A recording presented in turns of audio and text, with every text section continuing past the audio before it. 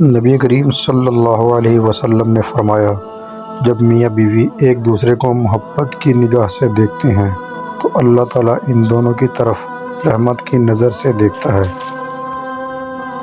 دنیا میں ایک مسلمان کو ملنے والی سب سے بڑی نعمتوں میں سے ایک نیک اور پرہیزگار شریک حیات ہے۔ ایسی عورت کا ساتھ کبھی مت چھوڑنا۔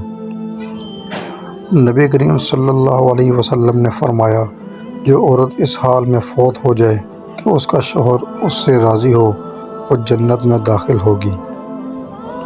دل ایک پیالے کی طرح ہے، جتنا اللہ کی محبت سے بھرو گے، دنیا کی محبت کی گنجائش اتنی ہی کم ہوگی۔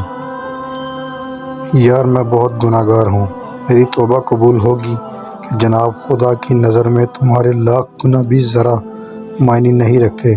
بس ایک بار اس رات کو منا کر تو دیکھو، جو تمہیں خود پکارتا ہے کہ کھلا ہے توبہ کے دروازے، آؤ جس نے کرنی ہے توبہ کر لے۔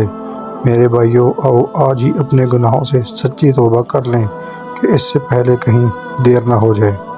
صرف احساس ندامت ایک سجدہ اور چشم تر ہے، اے خدا کتنا آسان ہے منانا تجھ کو، کہ خدا وہ واحد ذات ہے جسے ہر گناہ گار شخص بھی سچی توبہ کر کے ایک پل میں منا لیتا ہے۔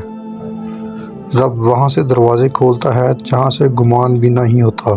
کہ جب کبھی تمہیں زندگی میں اندھیرا محسوس ہو تو اپنے رب کو یاد کر لیا کرو، کیونکہ صرف وہی وہ ذات ہے جو تمہیں اس تکلیف سے نکال سکتی ہے۔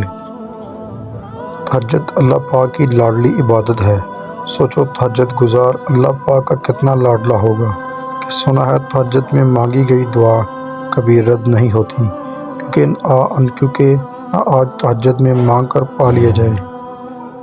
چن لے مجھے بھی اپنے سجدے کرنے والوں میں، اے اللہ کب تک بھاگتا رہوں گا تجھ سے تیری ہی دنیا میں، کہ یہ جو تم نماز نہ پڑھنے کا خوش ہوتے ہو، خدا را فکر کرو کہ خدا تمہیں کیوں اپنے سامنے نہیں بلاتا۔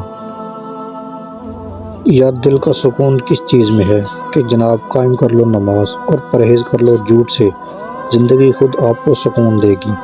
کامیاب ہے وہ شخص جو اپنے اللہ کی اطاعت کر لے اور اللہ کے رسول کی۔